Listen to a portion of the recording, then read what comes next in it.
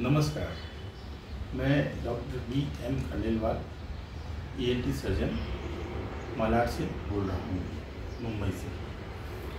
मैं कुछ आजकल की मानसून की बीमारियाँ उसके बारे में आम सभी को अवगत कराना चाहता हूँ।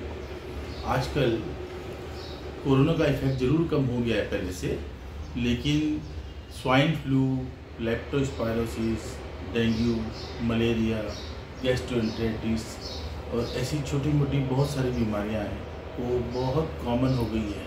हर घर में कोई ना कोई मरीज़ है, आज नहीं तो कल है।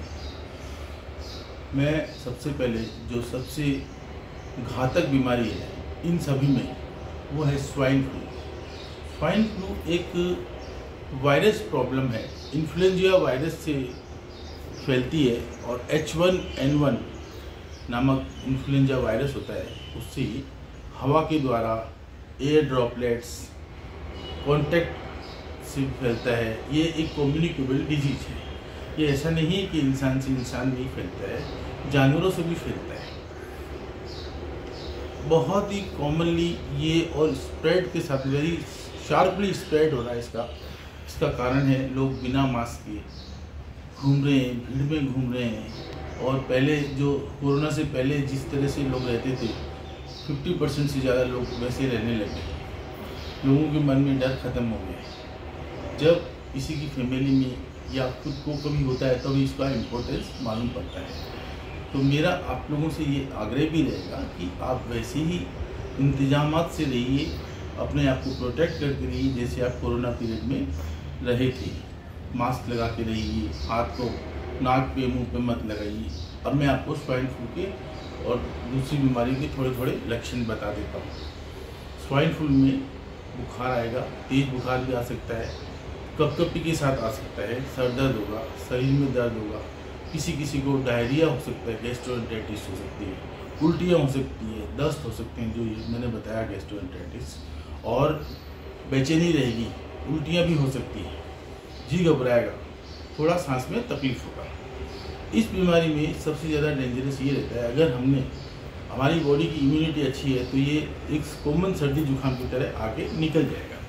इसकी सेल्फ लाइफ 3 से 5 दिन होती है। लेकिन अगर किसी को कोमोर्बिडिटी है या इम्यून सिस्टम आपका डाउन है, जैसे डायबिटीज़ है, ब्लड प्रेशर है, रीनल प्रॉब्लम है, किसी ने अगर कीमोथेरेपी ली है, कैंसर हो चुका है, तो उसके बाद में भी बॉडी का रेजिस्टेंस डाउन हो जाता है। तो ऐसे लोगों में ARDS नामक एक बीमारी है, acute respiratory distress syndrome.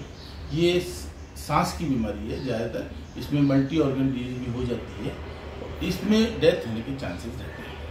ARDS एक ऐसी बीमारी जिसमें तुरंत वेंटिलेटर पे लेना पड़ता है, ऑक्सीजनेशन प्रॉपर देना पड़ता है, सिस्टम को सपोर्ट देना पड़ता है, और उसके बाद में चांसेस एक 50-50 जैसे हो जाते हैं। मैंने बहुत लोगों को देखा है ARDS हो जाती है, उससे बाहर नहीं निकलते। बहुत कम लोग ऐसे हैं जो ARDS होने के बाद में वेंटिलेटर पे रहने के बाद में 5 से 6 दिन लगाने के बाद में वापस इस दुनिया में आ गए और नॉर्मल ज़िंदगी जी रहे हैं। तो आप लोगों से सबसे रिक्वेस्ट है, प्लीज़ आप लोग थोड़ा दूरी बनाए रखिए, और जिस तरह से बीमारी मैंने बताया फैलती है, अपने आप को बचा के रखिए। बाहर का खाना, ज़्यादातर ये बीमारी नाक और गले से फैलती है, और जब ये नाक और गले से फैलती है तो स्वाभाविक है कि ये पेट में भी जाएगी और रेस्पिरेटरी सिस्टम में भी जाएगी। जब रेस्पिरेटरी सिस्टम में जाती है तो ज़्यादा खतरनाक हो जाती है।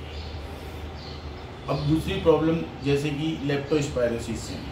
लेप्टोस्पायरोसिस आजकल बारिश के दिनों में, जब हम बहुत रास्ते के अंदर खड्डे भी रहते हैं, पानी भी इकट्ठा रहता है, तो ज़्यादातर ये एनिमल्स होते हैं, उनसे ये फैलती है। एनिमल्स की जो मलमूत्र होते हैं, उसके सलाइवा होते हैं, वो अपने जब पानी के अंदर चलते हैं अपन, जब अगर पैरों में कट है कुछ या कुछ अपने सावधानी नहीं रखी अपन ने, तो अपने शरीर में वो कीटाणु चले जाते हैं। और लेप्टोस्पायरोसिस में भी हाथ पैरों में दर्द, बुखार, तेज बुखार, ये सब होते हैं। लक्षण यही है ज़्यादातर सब बीमारियों के, और उनको सावचेत करके उनको बचाना ज़रूरी है। बरसात में पानी में ज़्यादा नहीं घूमें, बाहर का भी नहीं खाएँ, पैरों को प्रोटेक्ट करके रखें, भीगने नहीं दे पैरों को। कोई कट वगैरह पैरों में है, घाव है, तो बिल्कुल भी नहीं जाएं। बहुत चांसेस रहते हैं कि लेप्टोस्पायरोसिस होता है। और डेंगू के बारे में तो आप सभी जानते होंगे, पुरानी बीमारी है लेकिन आजकल फिर से सिर उठा रही है। डेंगू ज़्यादातर साफ़ पानी में जो मच्छर होते हैं, फीमेल एडीज एनोफिलीज, तो उससे होता है। और वो जब काट जाते हैं तो अपने शरीर के अंदर वही लक्षण रहते हैं, बुखार आना, कमजोरी होना, प्लेटलेट्स डाउन हो जाते हैं, ब्लीडिंग चालू हो जाती है, शरीर में कहीं पे भी प्लेटलेट्स कम होने की वजह से डायरिया हो जाता है और डायरिया के अंदर खून आना चालू हो जाता है। कहीं भी कट लगेगा, इंजेक्शन दे दिया तो वहाँ पे खून इकट्ठा हो जाता है।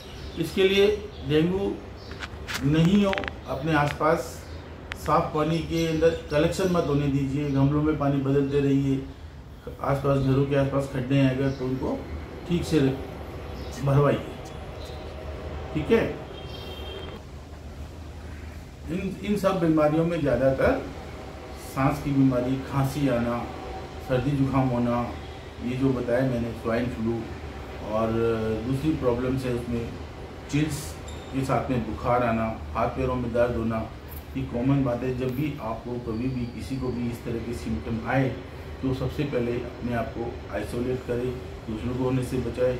अच्छे डॉक्टर, ENT डॉक्टर्स के पास, ज़्यादातर ENT डॉक्टर के पास में और फिजिशियन के पास भी जा सकते हैं, जो प्रॉपर इलाज करेगा, ब्लड टेस्टिंग करेंगे, सब कुछ। आपको लिंगर ऑन नहीं करना चाहिए, टॉयलेट जरा भी नहीं करें इसको, और इसको ऐसे ही मत समझे कि ठीक हो जाएगा, ठीक हो जाएगा। ठीक तो हो ही जाता है लेकिन कुछ चीज़ें बदल जाती है, आगे बढ़ जाती है, तो फिर बाद में प्रॉब्लम्स होती है।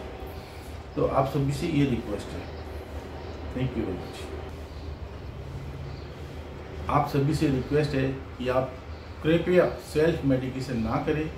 सेल्फ मेडिकेशन करने से इम्प्रॉपर मेडिसिन जाती है, सब क्लिनिकल लेवल पर डोज जाती है, और क्या डायग्नोसिस है क्या नहीं आपको मालूम तो नहीं है, तो उससे रेजिस्टेंस भी बढ़ता है, और जो बीमारी है उसके सही लक्षण बाद में समझ में नहीं आते हैं। तो किसी भी अच्छे डॉक्टर से जाके प्रॉपर इलाज कराएं। Thank you very much.